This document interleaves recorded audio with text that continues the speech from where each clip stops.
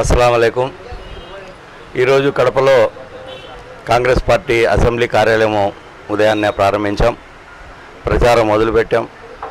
చాలామంది కార్యకర్తలు, కాంగ్రెస్ కార్యకర్తలు ఉత్సాహంతో ఉన్నారు. కేంద్రంలో, రాష్ట్రంలో కాంగ్రెస్ పార్టీ అధికారంలో వస్తుందని నమ్మకం ఉంది. అందులో భాగంగానే ఇంటింటి ప్రచారం చేస్తున్నాం.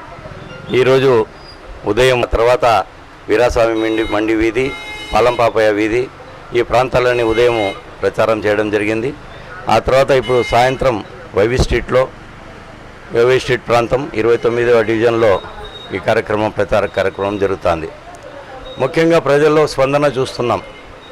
కాంగ్రెస్ పార్టీ వైపు ప్రజలు చూస్తున్నారు.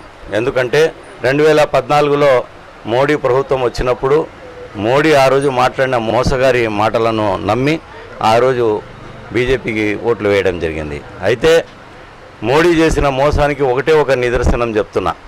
ఆ నిదర్శనం ఏమంటే, ఆయన అధికారంలోకి వస్తే 15 లక్షల రూపాయలు మీ బ్యాంక్ ఖాతాలో వేస్తానని చెప్పడం జరిగింది. 15 లక్షలు కాదు కదా, 15,000 కాదు కదా, 1500 కాదు కదా, 15 రూపాయలు కూడా ఎవరి ఖాతాలు కూడా పడిన దాఖలాలు. ఇంత పెద్ద మోసం భారతదేశ చరిత్రలో ఎక్కడా లేదు. మరి అటువంటి మోడీని దించేయాలని చెప్పి ప్రజలు చూస్తున్నారు. రాహుల్ గాంధీ గారు వస్తే ఈ దేశంలో రక్షణ ఉంటుందని చెప్పి భావిస్తున్నారు. ఇట్లా మైనార్టీలకు కానీ, మహిళలకు కానీ, దళితులకు కానీ, ఎవరికైనా కానీ రక్షణ కలగాలంటే ఒక్క కాంగ్రెస్ పార్టీతో సాధ్యమని ఆయన చూస్తున్నారు. తర్వాత మోడీ గారైతే కార్పొరేట్ సంస్థలకు 25 మంది కోటీశ్వరులకు లబ్ధి చేకూరే విధంగా ఆయన పథకాలు ఉన్నాయి. రాహుల్ గాంధీ గారు నిన్ననే ఒక పథకం ఏర్పాటు చేశారు. ఆ పథకంలో ప్రతి పేద కుటుంబానికి దాదాపు 25 కోట్ల కుటుంబాలకు కనీస ఆదాయ పథకం, అంటే నెలకు 6,000 రూపాయల ప్రకారము 72,000 రూపాయలు సంవత్సరానికి ఒక్కొక్క ఇంటికి ఇచ్చేటట్టుగా రాహుల్ గాంధీ గారు నిన్న ప్రకటన చేశారు. ఇది మంచి పరిణామం, శుభ పరిణామం. ప్రజలకు మేలు చేసే కార్యక్రమం, ఇటువంటి కార్యక్రమాలు చేయాలి. అలాగే రాహుల్ గాంధీ గారు వచ్చినారంటే ప్రత్యేక హోదా వస్తుంది. ఆయన మాట మీద ఉన్నారు. వచ్చిన వెంటనే, అధికారంలోకి వచ్చిన వెంటనే మొదటి సంతకము ప్రత్యేక హోదా ఫైల్ మీదనే చేస్తానని చెప్పడం జరిగింది. ఆ తర్వాత పేదలకు 4 గ్యాస్ సిలిండర్లు ఉచితంగా ఇస్తానని కూడా చెప్పడం జరిగింది. ఏ రకంగా చూసినా కూడా కాంగ్రెస్ పార్టీ ఉంటే ప్రజలకు సంక్షేమం, అభివృద్ధి ఉంటుందని చెప్పి ప్రజలు భావిస్తున్నారు. అందులో భాగంగా కాంగ్రెస్ పార్టీకి ప్రజలు పట్టం కడతారని చెప్పి నేను తెలియజేస్తున్నా. ఇంకా ముఖ్యంగా కాంగ్రెస్ పార్టీ నియోజకవర్గం అభివృద్ధి గురించి మనం ఆలోచించాల్సిన అవసరం ఉంది. ప్రధానంగా నగరంలో నీటి సమస్య ఉంది. ఆ నీటి సమస్య తీరాలని అంటే దీనికి మార్గాలు ఉన్నాయి. కానీ గతంలో ఉండే ఎమ్మెల్యే కానీ, మేయర్ కానీ, ఇతర నాయకులు కానీ, ఎంపీ కానీ ఎవరు కూడా ఈ నీటి సమస్యను తీర్చే విషయంగా ఎవరు కూడా పాటుపడలేదు, ఎవరు ఆలోచించలేదు. ఎక్కడ పడినా, ఇక్కడ వేసిన గొంగలి అక్కడే అన్న చందంగా ఉంది. కాబట్టి ఇప్పుడు వచ్చిన పాలకులు ఎవరైనా కానీ ఒకవేళ మనకు అధికారము ఇచ్చినా, మమ్మల్ని గెలిపిస్తే చేసే మార్గం ఏదంటే, ఫస్ట్గా మనము నగరంలో నీటి వసతి, తాగునీటి వసతి కల్పించాలి. అది ఎలా అంటే, సోమశిల బ్యాక్ వాటర్ నుంచి వాటర్ తీసుకువచ్చి మనం కడప ప్రజల దాహర్తిని తీర్చవచ్చు. లేదంటే గాలేరు నగర్ నుంచి వచ్చే కాలువ ద్వారా మనకు అక్కడ ఎర్ర చెరువు దగ్గర నుంచి ఆ చెరువు నింపి అక్కడి నుంచి గ్రావిటీ ద్వారా మనం నీళ్లు తీసుకొస్తే నీటి సమస్య తీరే అవకాశం ఉంది. కాబట్టి ఈ రకంగా కూడా నీటి సమస్య తీర్చవచ్చు. ఇది మొదటిది. రెండోది, ప్రజల ఆరోగ్యం గురించి మనం పాటుపడాల్సిన అవసరం ఉంది. చాలామంది మనం చూస్తున్న ఆసుపత్రుల దగ్గర, డాక్టర్ల దగ్గర వందల మంది పిల్లలను తీసుకుని, మహిళలు, పిల్లలు వాళ్ళంతా అనారోగ్యంతో బాధపడుతూ, విషజ్వరాలతో బాధపడుతూ ఉన్నారని అంటే దానికి కారణం ఏమంటే, కడప నగరం మధ్యలో బుగ్గవంక ప్రవహిస్తుంది. ఈ బుగ్గవంకలో నీరు లేవు కానీ మురికి నీరు మాత్రం బ్రహ్మాండంగా ఉన్నాయి. ఈ బుగ్గవంకలో దోమల ఉత్పత్తి ఎక్కువ ఉంది. ఫ్యాక్టరీలు ఉన్నాయి, దోమల ఉత్పత్తి ఫ్యాక్టరీలు. కొన్ని కోట్ల మిలియన్ల దోమలు ఇక్కడ అభివృద్ధి చెందుతున్నాయి, ఇక్కడ పుట్టుకుని వస్తున్నాయి.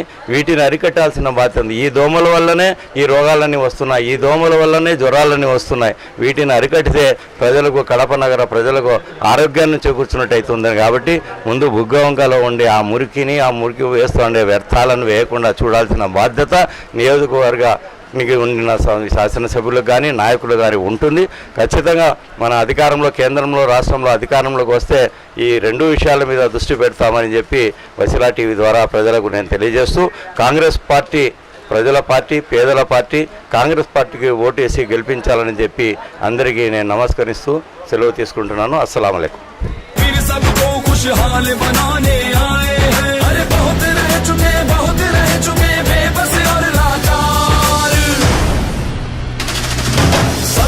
यही पुकार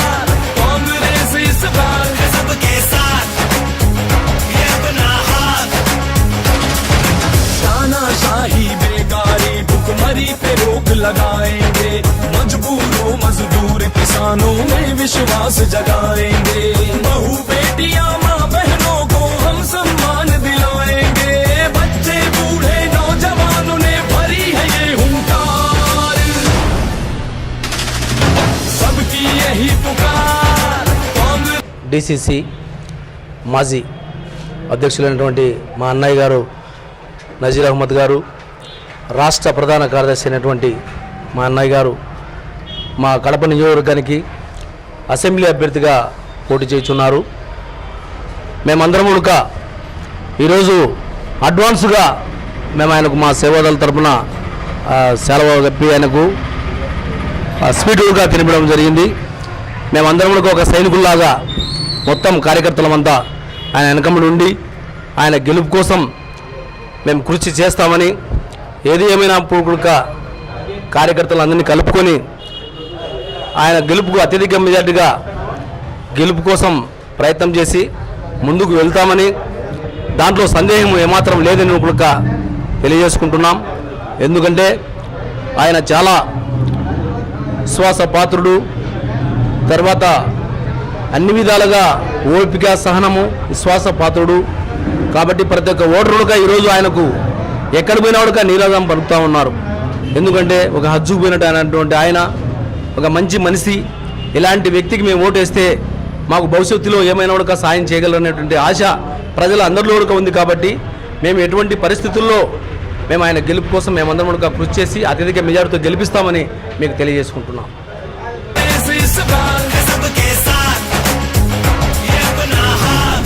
बदले